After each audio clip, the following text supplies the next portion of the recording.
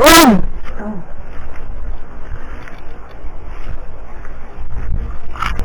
Sumagot siya.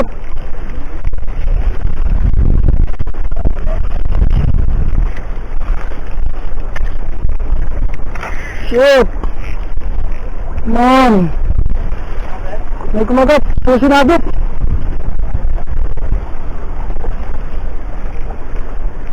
Sinabit niya eh.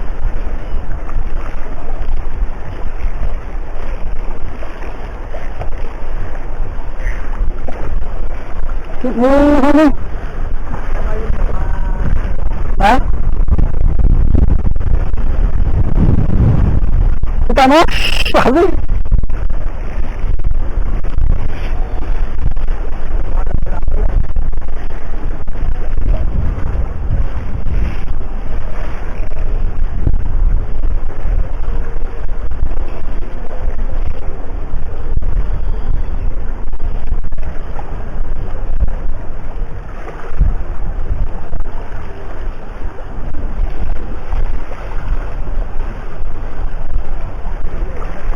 Sinabit mo eh.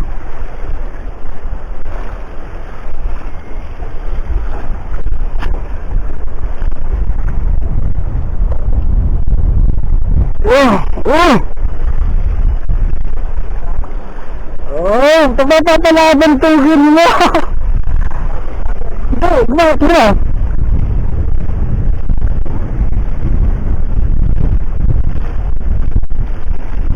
Sinabit mo eh.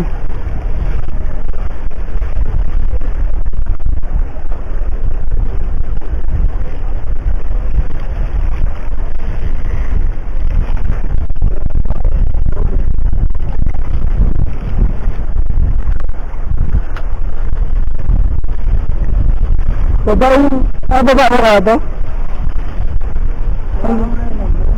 Ha?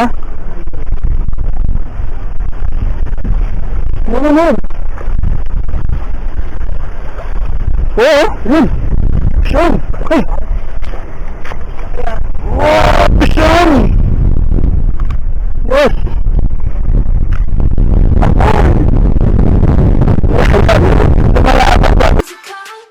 Easy go.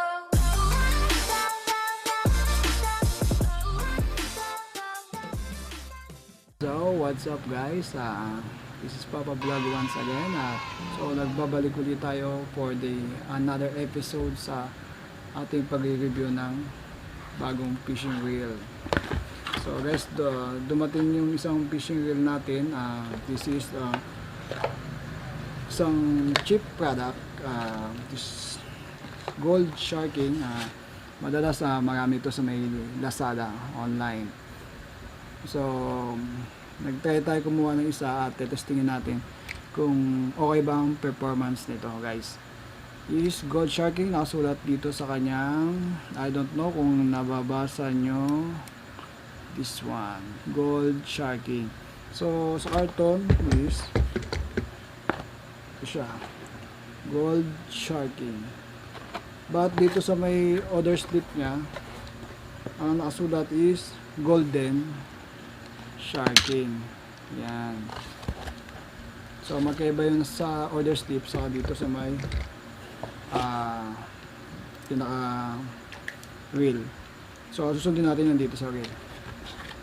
So meron siyang kasamang soft bait. So hindi ko pa nagagamit. So thank you sa supplier at meron pa siyang additional free soft bait. Thank you. I will put on the description below yung link na pinagbilhan ko nito para sure kayo na legit yung aking pinagbilhan. So let's proceed. So kahapon tinesting ko na to dun sa may pier. So ngayon i-discuss natin ang performance nito. So suggest ko dun sa mga beginners na nagtatanong sa akin kung okay lang bumili daw ng mga low price reel. Sabi ko is para sa akin is okay. Okay? Dahil dito muna kayo magpa-practice. Pag-practicean nyo lahat. Kasi kung mas mura siya, kung masira mo man,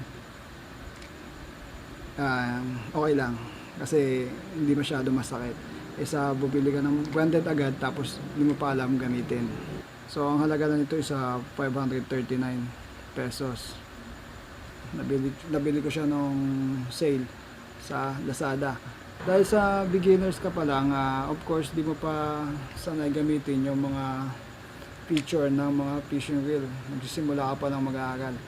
Halimbawa, paano mag-adjust ng drag knob, paano mag-payout, mag-retrieve every time na may give and take kayo ng naghihilahan kayo ng isda. This will be the best training materials na magagamit mo. Okay, so sa napaka lowest price, low price, ma-train ka talaga ng maayos. So pwede mo siyang buksan, linisin lahat. So hindi ka ganun takot na buksan, galawin, pag-aralan, mag-experiment. So then after that, kung okay na alam mo na gamitin, pwede ka nang bumili ng branded. So sa ganun, mas maalagaan mo ng maayos yung mga na-invest mo na fishing equipment. So yun yung mga tips ko guys, na para sa mga beginners na nagsisimula pa lang sa fishing hobby, na gustong mag-fishing but wala pang ganong pera. So guys, let's go back to the product. Tinesting ko na siya sa pier. So ngayon, check natin yung performance ng ginamit ko. So later on, after this explanation ko is mapapanood nyo yung video ng aking pag-testing nitong reel. The reel, open natin yung drag knob. Pwede natin open yan guys. Check natin.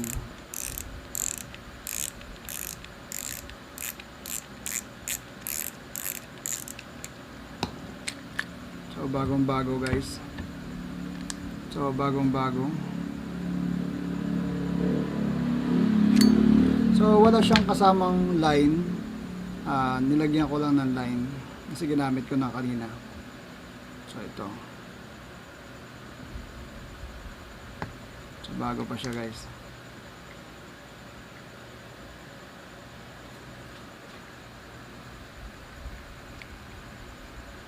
Okay.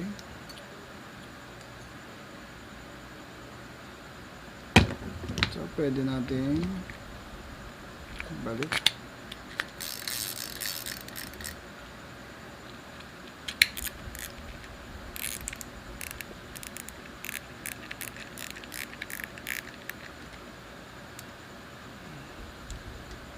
Ang ating folded. So lock lang natin ulit. Okay.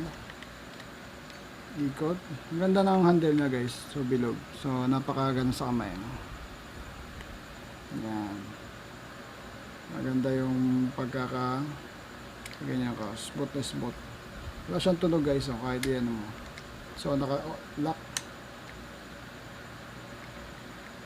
Balik natin. Walang tunog guys. So lock. Tinigas ako yun guys. Okay. Maganda. So ito na nalilipat tulad ng ibang reel. Pwede natin ipunta sa iba. Then make sure lang na sakto.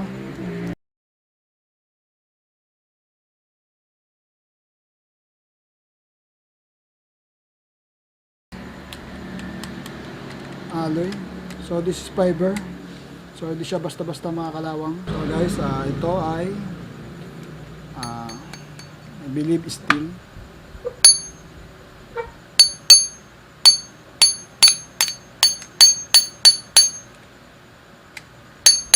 Okay. So guys, for 539 pesos, it's good for me. Okay. So keep on watching guys. Susunod nitong video na to is yung pagtetest ko nito doon sa may pier. So kayo nang bahalang humusga. But for me, it's okay. Nag-enjoy ako. Hopefully tumagal sa akin to, and I always update you guys sa mga kung ano bang naging goods and bads nitong reel na to. But so far, working smoothly. And sana mapag-ingatan natin ng maayos. So that's enough guys. I think na-explain ko naman siya ng maayos. Kung may mga comment kayo, may mga suggestion, just comment below, then sasagutin natin isa-isa yan. And thank you nga pala guys sa lahat ng mga nag-support, lalo na sa mga fishing enthusiasts, mga lahat na may hobbies ng pag-fishing. Thank you at salamat sa suporta guys, and continue lang natin itong hobbies. Sana magkita-kita tayo at makapagtanggal kati tayo sabay-sabay. So keep on supporting guys. This is Papa Vlog once again. Happy fishing. Bye bye.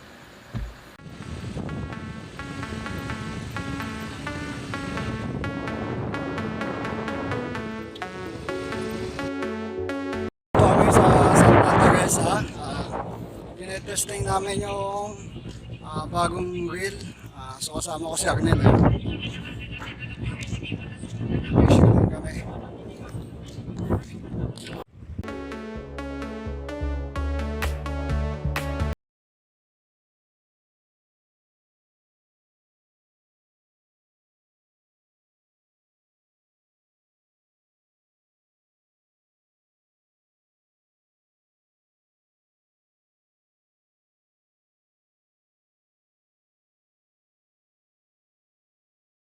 Catch na new reel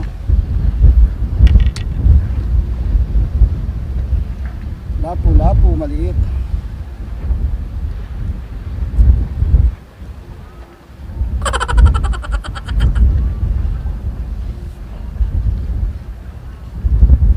Matibay ito.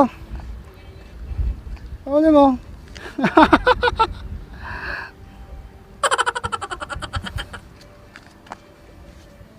Igat saka alimango. Ay, pamahain to.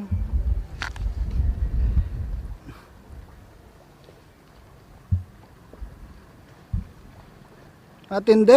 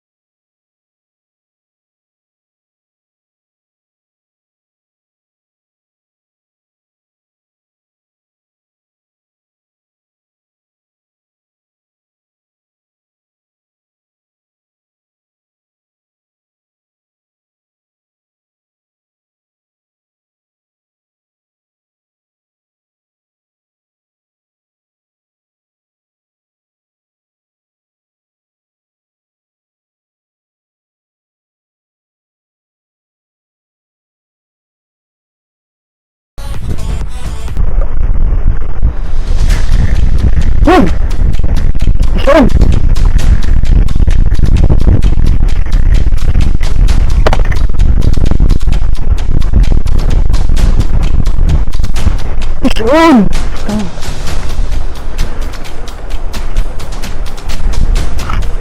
Sumabit siya.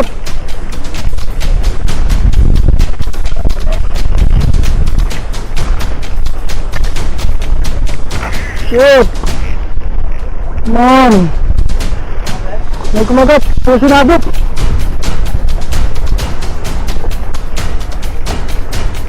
Sinabit niya eh.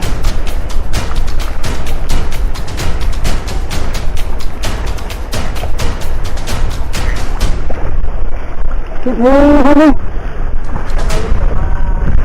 Ha? Kita mo? Sabi.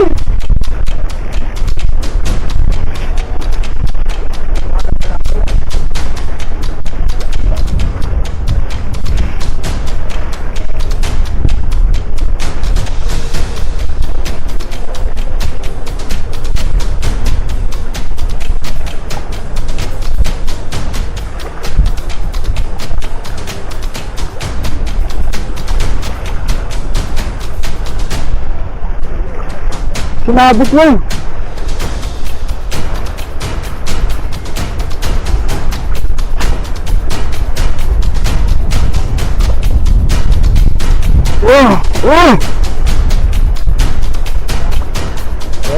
Tapapapalaban tugin mo.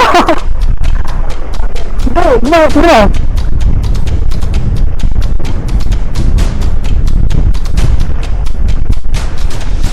Sinabit mo eh.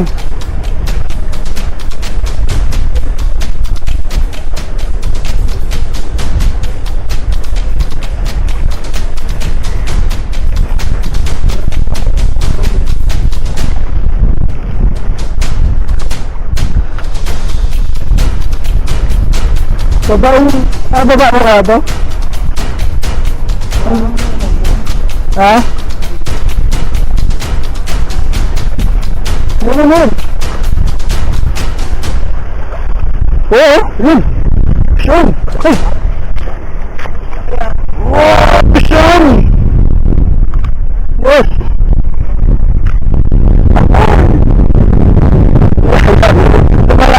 Kaganda ng laban eh. Kasi nung sumabit pa siya, hinihila niya pa din eh. Naging maganda pang bagong din. Kulian ng Gold Sharking LK4000.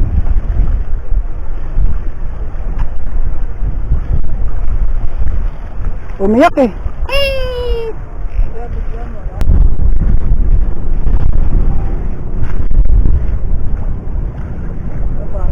Oh, huh?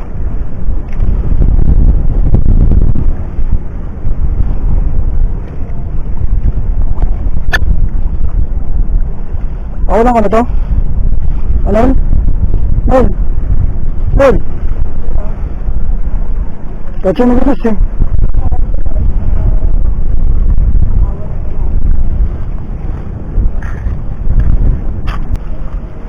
Ayos, naka-score na tong bagong bili natin Gold Shark LK4000.